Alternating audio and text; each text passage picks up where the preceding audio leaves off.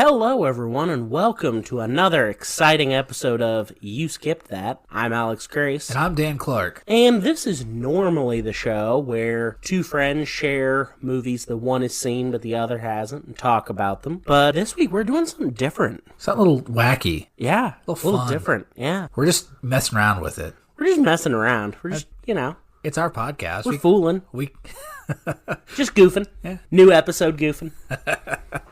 Which is a great segue because we are doing our top 5 comedies. In no particular order. No particular order. Yeah. Yeah, this is not like a ranking, but this is just the 5 movies that at the moment we find the funniest. Yeah, my entire list, all 5 of them could change tomorrow. I would say that my list is not necessarily set in stone, but it's definitely set in like that good modeling clay. It's not Play-Doh. It's not going to shift that easily. I would say that all of these are solidly in my top 10. It's just this is how they've ranked for the top 5 for today. Okay, yeah, I can agree with that. Yeah, these are all solidly at the top of the list. It's just, yeah, I'm going to start with quite possibly one of the most absurd movies I've ever seen in my life. Okay. I'm talking, of course, about Robin Williams and Nathan Lane in The Birdcage. I pierced the toast. He pierced the toast. That's a good one, yeah. I didn't realize John Wayne walked like that. Hank Azaria's hilarious. As Agador Spartacus. Gene Hackman plays a great straight man, which takes on whole new meanings in this. Yep. I love that Robin Williams is also kind of he's the straight man in the relationship. Not a role you're used to seeing him play. Yeah, and he does very well at playing kind of second fiddle there. Yeah. He lets Nathan Lane take it. Just go for the fences. That's not to say he doesn't get wacky himself from time to time. There's the dancing. Yes. Fosse, which is brilliant. But yeah, it's weird seeing him as the more grounded of the two. Yeah. Yeah. Yeah, I love The Birdcage. It's one of those that just anytime I'm feeling like a little bit down, I can put that on and I will completely forgotten whatever I was upset about. Right. Yeah, it's I haven't seen it a lot. It's been a little bit. Yeah. I've only seen it a couple times. The first time I saw it was with my mom. We'd just moved. I grew up in Maine, and we'd moved to Indiana, like right before I went to college. Yeah. And I didn't know anyone here, and I was kind of bummed. And Mom was like, "Look, The Birdcage is on. I defy you. I defy you. Sit here and watch it and be in a bad mood afterwards." And she was right. It's a special kind of movie. And it's one of those that just reminds you how much of a bummer it is Robin Williams isn't around anymore. Yeah. Also, it reminds you, man, Nathan Lane should have been in more stuff. Yeah, he should be. He should be. I don't know what's going on with him, but... Hilarious actor. He's a really good actor, too. He is, yeah. He was in The People vs. O.J., the American Crime Story. I didn't watch that, but I heard good things. It's really good. And I skipped that. That's not going to I'm not going to make you sit here and watch like a 6-hour miniseries and then come in here. Yeah, that'd be a bit much. Yeah, and you can't really watch part of it, not the rest of it. Right. Can't be like, oh, we'll watch 2 episodes and see what you thought. But I can't remember who he plays in that. One of OJ's lawyers. But it's a serious role, and he does really good in that, too. But that's not what we're talking about. We're not talking about serious stuff. We're talking about silly stuff. Yeah. For those who don't know what the movie's about, you want to fill them in? So... Not for me. Like, I know stuff. I know you know the movie. But The Birdcage is about 2 gay men who own a nightclub in Miami. Played by Nathan Lane and Robin Williams, whose son has met and fallen in love with the daughter of a Republican senator. I think he was Ohio. It was somewhere Midwest. Yeah. And their son is coming back with the daughter and the senator and the senator's wife. And it is an elaborate kind of fish out of water. It's originally a play, and it has that feel. It all takes place in like 2 rooms for the most part. The main action, yeah. And it's very much just that classic fish out of water comedy of them trying to pass as less absurd people who don't live this very fantastic, over-the-top life who, could get along with a senator. At the same time, the movie, I've always been impressed with the way it kind of pulls back every so often. It has some genuinely touching scenes. Oh, yeah. Like when they're signing the paperwork I think it's to officially marry them. Yeah. Nathan Lane's like, are you sure? Like, and Robin Williams says, I love the line. He says, who cares if I say you stay or you say I stay? It doesn't matter. Yeah. You know, it does have a lot Very of heart. heartwarming. It has a lot of heart to it. It does. Infinitely quotable as well. Mostly, Oh. mostly for me, anyways. Agador, like a housekeeper. Yeah, he's their housekeeper. He's brilliant in this. I love Hank It is Azaria. amazing. Anyways, Now, was that on your list? it was or- not on my It was list. not on no. your list. No. Okay, so let's hear one from your list. I'll go with one that we're kind of left the season for, so I'll get it out of the way early. But I know you've seen this one. I know you love it. Of course, it's got to be Christmas Vacation. Oh, Christmas Vacation. Chevy Chase, Beverly D'Angelo, Julia Louis-Dreyfus is in there. Mm-hmm. Other people whose name I don't have right here, but Leonard from The Big Bang Theory. it's such a relatable movie for how absurd it is. gets. Yeah. I remember when I first showed it to Megan, she's not big on Christmas, and we're going to watch a Christmas movie. And the best part of it is, you know at least one person in this family. And she was vocal about, I'm not seeing it. I'm glad you like it. I'm just not seeing it. And then Eddie showed up and she got real quiet. you know an Eddie, don't you? I was like, yeah. I know an Eddie. Yeah. Thankfully, I'm not related to an Eddie, but I do know some Eddies. Yeah, you're not necessarily related to someone like Yeah. that. You know someone Yeah. like that. I know some of the grandparents. Mm-hmm. I have met people like the grandmother. Oh, yeah. Is your house on fire, Clark? I always love, what is he? Uncle? Grizz. Oh, I don't know what his relationship is. I think it's just Grandpa Maybe, yeah. Clark's or Ellen's grandparents. Something like that. They're definitely older, though. I love, you didn't have to get us anything. Oh, Dawn, you guessed it. And he burns the tree and like, what? Yeah. What's eating you? His back is in flames and just doesn't notice it. Plugging in the lights and the cat The cat, exploding. The timing on that gets me every time when he plugs it in. Just that real quick yowl from the cat. Meow. The flash from under the... Yes. It's just so much of it is so well timed, and a lot of it is, it's easy to write it off as just a dumb comedy, and it is. It's stupid, but it sets so much stuff up so well. Like the tree goes up in flames because it's dry, because Snot's been drinking the water. All the water. The way that they build up the Christmas bonus, and that pays off in like the last 20 minutes. Yep. Infinitely quotable. Yes. So many quotes. Look around, Ellen. We're at the threshold of hell. And I've had Christmases where it's felt like that. Like, Me too. What more could go wrong here? Fortunately, the answer is not SWAT teams jumping through the window, but yeah, it goes absurd places. But the first part of that, solid 2/3 of that, is relatable. Like there are things that, you know, having the house packed full of family members and then more show up. Mm-hmm. Oh, sure. Like, we'll put you up in the hotel or something, like trying to find any room way for to them. not have more people. Or just finding ways to accommodate them. Right. By the time you're done laughing at one joke, 2 others have passed you by. One of my favorite sight gags in that whole movie is after they cut down the tree and they come home and they're laying in bed. And After they dig up the tree. yeah, after they dig up the tree, yeah. When he comes back in and they're laying in bed there and he's trying to read his People magazine, and every time he turns the page, he like tears it out and he's got it stuck to his hand. Because of the sap. Yeah. Cracks me up every time. Yeah. That's one of the things I like about the idea of these kinds of episodes. We get to talk with each other about movies that neither of us have skipped. Right. And that's a lot of fun here. Let's hear your next one. The next one, we're going to go in a totally different direction. Okay. To a period piece. It's the early 50s. A large group of people have gathered at a fancy mansion. And what should happen but their host is unceremoniously murdered. I'm talking, of course, about Clue. Tim Curry, Madeline Kahn, Michael McKean. The list goes on. It's such a cast. Yeah. Plum Christopher Lloyd. This is just one of my family's all-time favorite movies. You've heard tale that barely a Saturday goes by at the Grace house that somebody doesn't just turn this on for background noise. Right. Doing chores around the house. Put on Clue, because as you drift in and out of the room, you're gonna hear something funny, because the entire movie is hilarious from beginning to end. Yeah, I've mentioned on the show before, we have a Saturday D&D game. Yep. That we do at my house, and there have been times that you've said, I'll be there at 3:30, and 4 o'clock rolls around, you come in and say, sorry, I would have been here sooner, but Mom was watching Clue.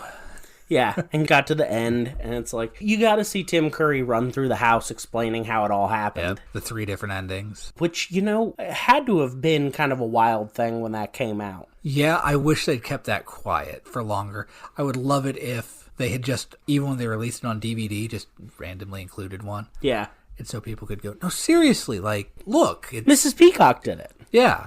Or the butler did it. You'd watch it over at a friend's house and go, that's not how that movie ends. If they had just let that one go. Yeah. Yeah, I like Clue very much. It's full of great, quick-witted jokes, brilliant slapstick. And really, unlike the other movies that we've mentioned so far, Birdcage is very much Nathan Lane and Robin Williams, and everyone else is also here. Yeah. They're the focal points. Right. While there's a lot of very funny people in Christmas Vacation, it's Chevy Chase. Yeah. And watching him slip into madness. Everyone pulls their weight in Clue. Yes. It is truly an ensemble piece. There is no lead. The only person who probably gets a little bit more screen time is Tim Curry. Right. And rightfully so. The third act of that movie is just Tim Curry manically reenacting the first 2 acts of the movie at 3 times speed while adding commentary. Can you stop throwing me around? No. And then even before I'd seen it, because I'm new to Clue, just in the past few years, but even before I'd seen it, anytime I would refer to something as a red herring, which happens more often than you'd think. I don't know why I talk about that as much as I do. Alex would always be like, nah, like communism. Communism is a red herring. Even like little bit roles, like the singing telegram is always hilarious. Telegram. Da-da-da-da-da-da. But yeah, like you said, it's a great ensemble piece. It reminds me a lot of a newer movie that almost made this list, but it's too similar to Clue for me. Okay. Which is Knives Out. I love Knives Out. I love Knives Out. I wouldn't call Knives Out a comedy. It's a mystery with comedic elements. Yeah. And that's something that I ran into on a lot of these. Nice Guys is hilarious. I wouldn't call it a comedy. I call it a mystery with heavy comedic elements. Right. So. And really, that's kind of what most I had a hard time finding a modern comedy past, The Hangover. After that, they're all, it's this, but it's also funny. Action comedy or romantic comedy or something like that. I thought about putting one of the Ocean's movies on this, but they're heist movies that happen to be funny. Right. Of course, it is our podcast, and we can say whatever we want. But This is true. So we could have gone with any of those, but that's kind of the line that I drew on it. Going back to Clue, the thing I love most is it is a perfect movie. On top of being funny, there is nary a plot hole in that movie. If you watch it, all 3 of those endings make perfect sense. Right. And everything Tim Curry says in each of those endings is true. If he says someone wasn't in this room at that time, you can watch every shot that takes place in that room, and none of those people will show up. Nice. One of my favorites. I gotta watch it again. Yeah, you should. All right. Hit me with another one. Which one do I want to pick here? How about Walk Hard? The movie that spawned the idea of this podcast. One of them, yeah. I think it really is. We had kind of discussed having different movie tastes before, but that was the first one where it was like, you opened my eyes to something. Right. Some of the stuff you see in that movie, you don't want your eyes open to. This is true. Yeah, John C. Reilly, Jenna Fisher's in there, Tim Meadows, a lot of people are in there. I'll laugh a minute. It's one that's gotten a lot of appreciation built up more recently in the wake of stuff like Rocket Man, or more aptly Bohemian Rhapsody, where it kind of sanitized it and misrepresented some stuff. Like, oh wow, this is about as accurate as Walk Hard, but Walk Hard's way funnier. Walk Hard is so funny. It's incredibly well written. Everyone performs well. The music is also... It's solid, yeah. Solid. It's also really funny. It's really accurate to the time period that it's supposed to be in. It's a biopic of a singer who never existed. Yeah. Played by John C. Reilly. Dewey Cox is the guy's name, who got started in the 50s. Because you see him with Elvis at one point. Yeah. Who when I was looking into stuff on this, I only just realized Elvis is played by Jack White of the White Stripes. Yeah. I didn't pick up on that. Yeah, I caught that. He's backstage with Elvis, and Elvis kind of throws a karate chop. Harmless, but, he's just demonstrating. He says, that's karate, and only 2 kinds of people know it. The Chinese and the king, and one of them's me. Just that kind of writing, it's stupid. It's intentionally miscast roles. Jack Black plays Paul McCartney wonderfully. Yeah, he was great. Not supposed to be like Paul McCartney. Jack Black doing A Paul McCartney impression. a British accent. Yeah. And it does go through semi-accurately several periods of music. Yeah. He has his Bob Dylan phase. Uh-huh. He has his Beach Boys, like later, like Pet Sounds Yep. era Beach Boys phase. They have like a Conway Twitty, Loretta Lynn style song. It just, it goes through all types of music. It's another one of those where the jokes come fast and hard.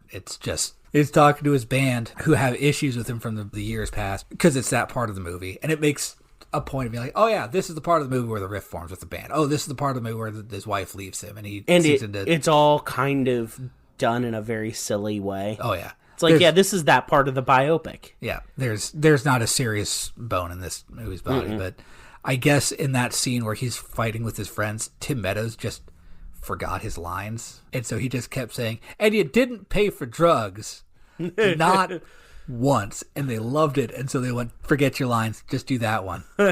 Just get a little more intense each time you say it. That was a great one. You opened my eyes to. Yeah, I went and saw that in the movie theater with my dad, which I still don't know how to feel about. Huh, yeah. It's a raunchy one. If you didn't get it from the name of the singer, Dewey Cox, it's raunchy humor. Yeah. Not the kind of thing you want to watch with your dad, but I did, so there it is. Yeah, this is not a family-friendly comedy, but if you're into that kind of thing, check it out. What's your next one? My next one, the second appearance of Chevy Chase on this list. Okay. I think I know what it is. You're looking at the list from across the table. I can't read it from here. Oh, that's true. Yeah, you are blind as a bat. I forget sometimes. Well, your screen's also dim, and I'm looking at it from an angle from across the table. But it's Chevy Chase, but with a side of Steve Martin and Martin Short. I thought it was going to be Fletch. Fletch almost made the list, but there is one Chevy Chase movie I think is funnier than Fletch. Okay. And it is The Three Amigos. Three Amigos, yes. And another weirdly kind of a period piece. Yeah. I mean, a very silly period piece, obviously. Silent era of film, yeah. Old Westerns. Kind of has a little bit of a silly version of the Magnificent Seven vibe to it. Yep. They show up in a small town. These three silent movie stars have to train the citizens how to stand up to this horrible gang that keeps raiding and pillaging their town. Led by El Guapo. Led by the infamous El Guapo. That means he's more than famous. But yeah, the whole movie takes place in Mexico. It's a little Mexican town they're trying to save. They spend the whole movie dressed up as dime store mariachi costumes, basically. That they have to steal because their movies are getting shut down. They think they're coming down to put on a show for this little town, and it turns out the woman saw the movie and thought they were newsreels.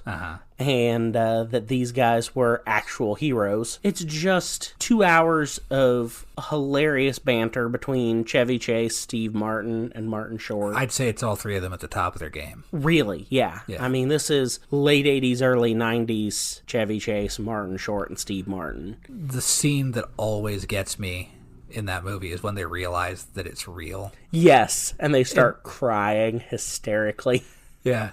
Steve Martin's the one first picks up on because he gets shot. Yeah, he gets shot. And he thinks it's a mistake at first. Like, what's the deal with this? And then he goes back and he's like, it's real. It's real, guys. And then they start breaking out. Like, what are we going to do? I'll go try to talk to him. I love that. I love summoning the invisible swordsman. That's one that I was going to say. You're supposed to fire into the air. How was I supposed to know where he is? He's invisible. Yeah, I'm cool with that one being on the list. I mean, it's your list, but I concur that's a good choice. Definitely a movie. If you haven't seen Three Amigos, find it. Stop skipping that. Stop skipping that. Yeah. Dan, give us another funny movie. You know, I'm going to move. I've been working my way up the list. I'm going to move one around because it also has Steve Martin in it. Oh, how about that? So we'll continue with the trend. Mine is The Jerk. It's another one that's just infinitely cool. I think that's what I really look at for a good comedy is it has to have funny jokes that can be parroted back infinitely. In fact, there was a game years ago, just released another sequel to it, but Dragon Age Origin. In it, you get a dog, and you can name your dog. And I always named it the same thing as the dog in this movie that I can't say because the language is fairly inappropriate. But Bernadette Peters is in there. Carl Reiner, the late great, is in there for a little bit. And it's just about a guy who keeps failing upward. It starts out, he was raised by an African-American family. When his mother, on his whatever birthday, comes to him and says, look, I think it's time you know you're adopted. And he goes, you mean I'm going to stay this color? The way that he just bounces from one thing to the next, works at a gas station, and then just happens to end up in a carnival, and then gets romantically involved with Bernadette Peters, but she leaves it. It's kind of an odyssey of just stupidity. That's a pretty good analogy. Yeah, he ends up super rich at one point, and then not super rich. And Yep. it's one of those I can just, if I'm in a bad mood, pop it on. I'm going to laugh. My favorite scene is where he has the guys at the gas station who have stolen a credit card, and so he tries to keep them there by hooking a rope onto the back of their car and then hooking it to the church next door. Yes. And they try driving away and pull away half the church. Yep. Yeah, very funny, laugh a minute kind of thing. Steve Martin, again, at the top of his game. Love the jerk from the opening scene where he's homeless and goes, I was born a poor black child. From there, it's like, I'm in. Like, yep. I don't know what you're about, but I want to find out. I want to find out. He always has that stupid grin on his face. Spends time living in a gas station bathroom that he's just thrilled about. Gets excited about the new phone book because his name in print means that he's made it. Got to be in, like, there's some racial humor. Yeah. Including language. But despite that, it's a fairly good-natured movie. Right. Yeah. I mean, it's hard to find a Steve Martin movie I don't like. Right. Love me some Steve Martin. What's your next movie? My next one has the interesting distinction of already having a whole episode of You Skipped That about it. Okay. A Fish Called Wanda. I have one on here that has a whole episode dedicated to it as well. Nice. It's not A Fish Called Wanda, though. I didn't think it would be. No. But I like Fish Called Wanda.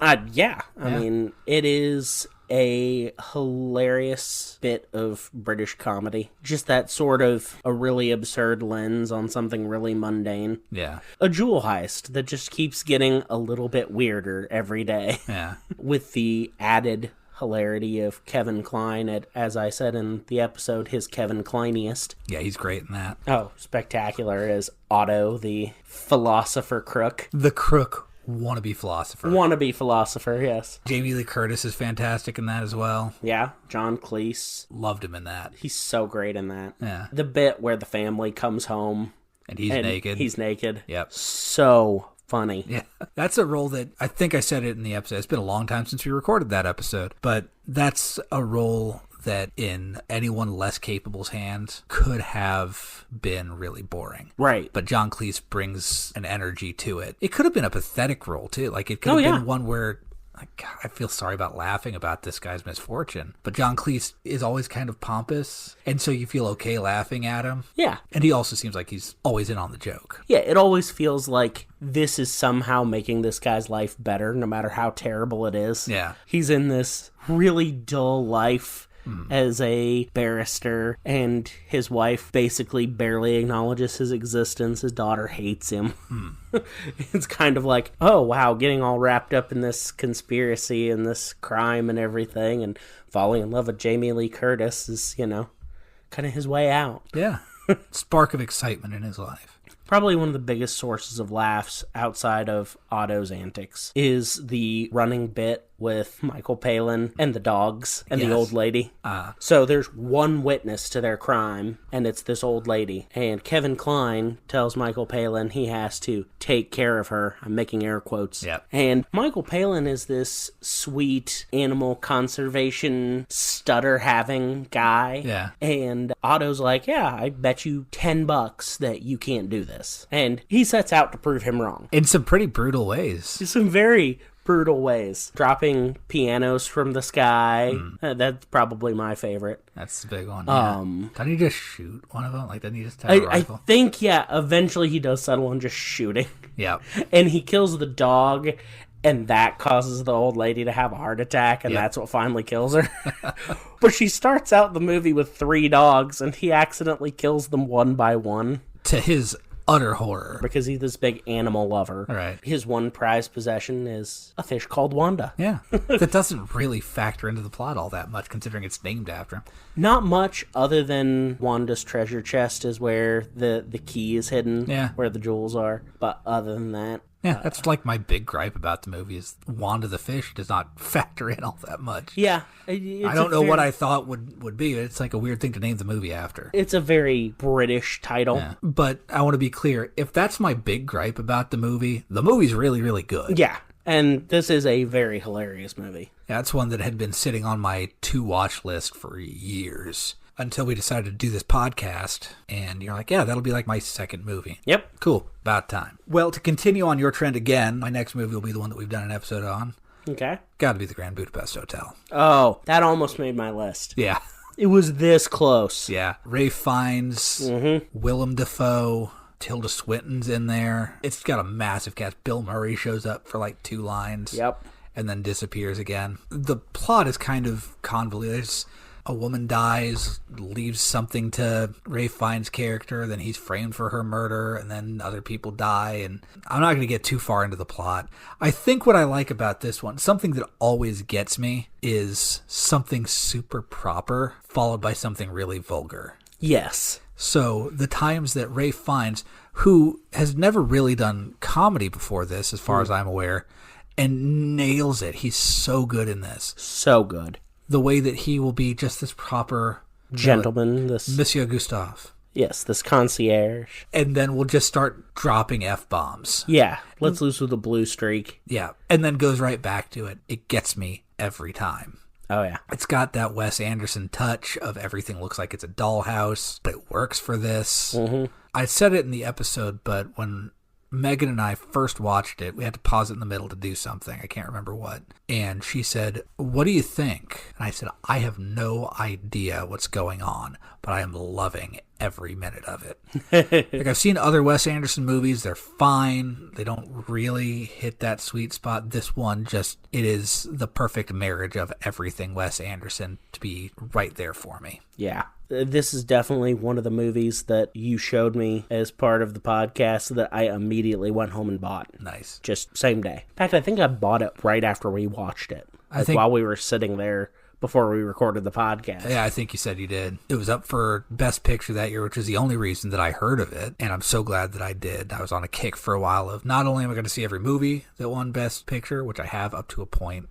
I've been bad the past couple of years, but I'm going to see every nominee as well, so that when I go into the Academy Awards, I will have knowledge. Yeah, you'll have an opinion. I can tell you why that movie didn't deserve to win. That year was a big, I think that's the year that Birdman won, which is a movie that I love, that is on the list. It was the year that Whiplash was up. Oh, Whiplash is good too. Yeah, love Grand Budapest Hotel. Again, the way that Ralph Fiennes can switch so quickly from proper to vulgar. Yeah. Just, it's got that storybook for grown-ups feeling. Yeah. And a lot of very fast-paced dialogue that... Oh, incredible. Again, like, if you got to watch it a couple times to get the jokes that you missed while you're laughing at the previous one. Laugh a minute. It's one that we watched it for the podcast, and had we finished recording the podcast and you said, I could watch that again, I would be on board with it. Yeah, it's a movie that never gets old for me. Everyone's perfectly cast in it. This truly is, like, I went into it blind, and it very quickly became just all-time great comedies for me. Yeah, that happened to me too. Yeah.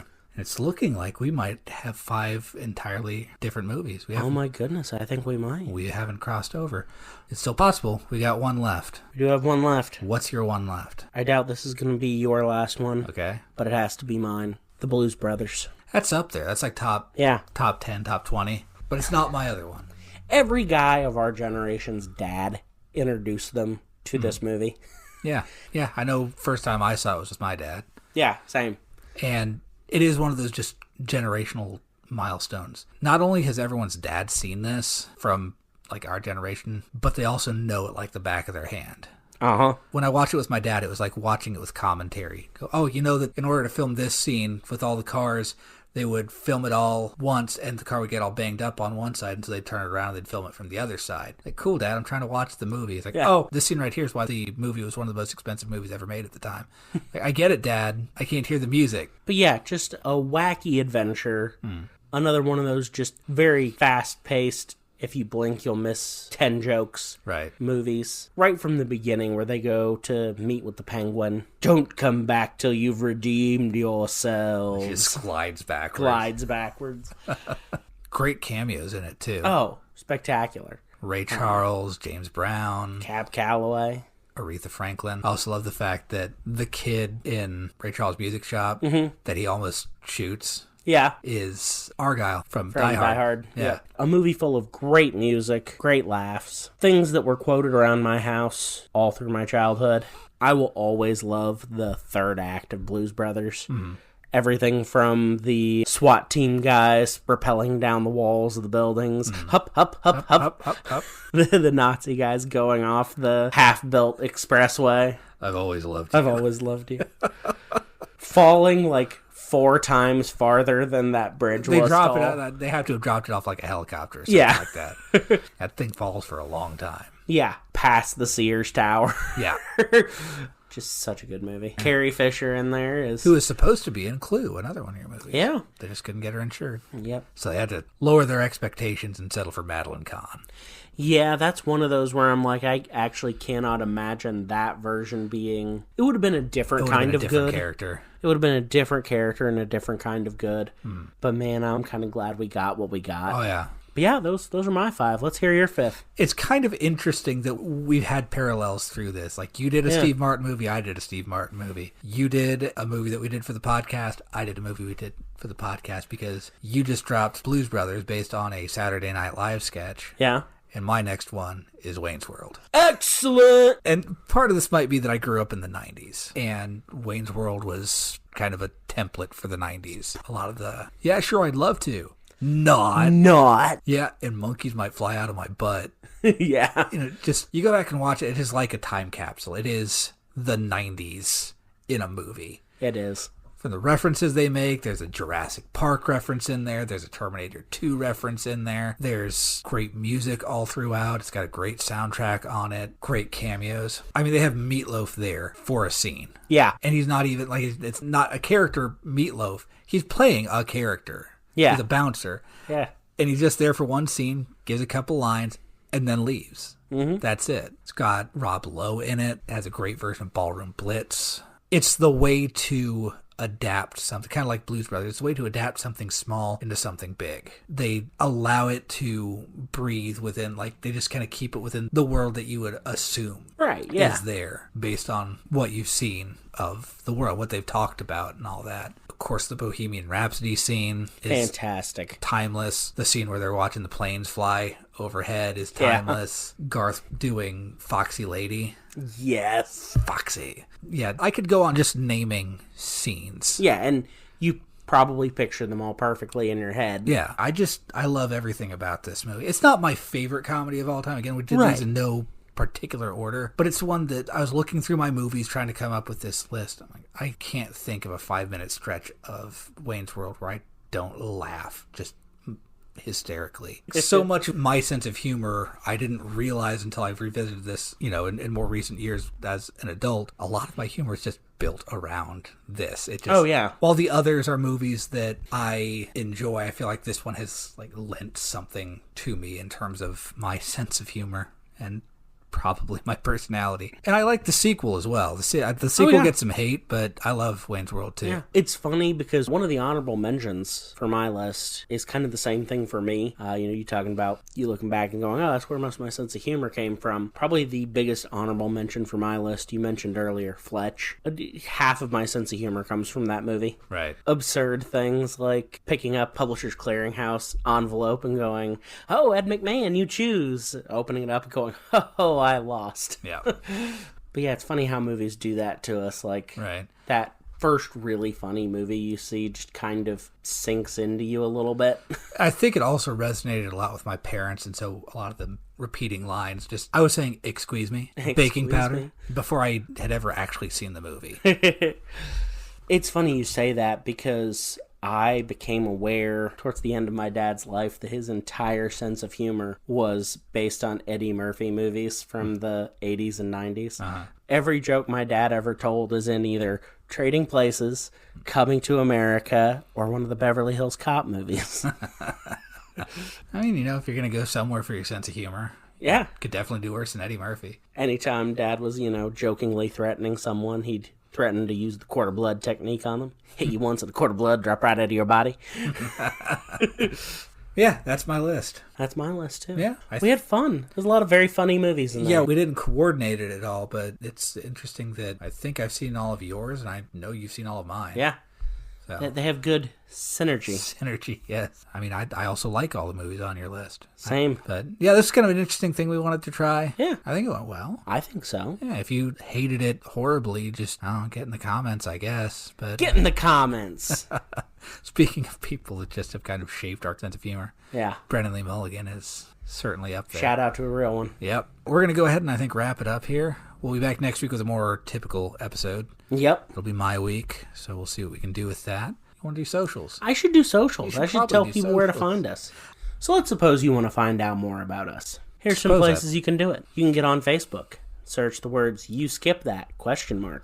And there we are. There it is. Look for the little logo that has the red with the little marquee lights around it. It looks just like the cover of our podcast. Yeah, look at your phone right now. It looks just like that. Same thing if you go to Threads or Instagram. Just search @You Skipped That, all one word, no punctuation mark, no spaces, and you'll find us there. We post different stuff, different places, so make sure you follow all of them. Wherever you go.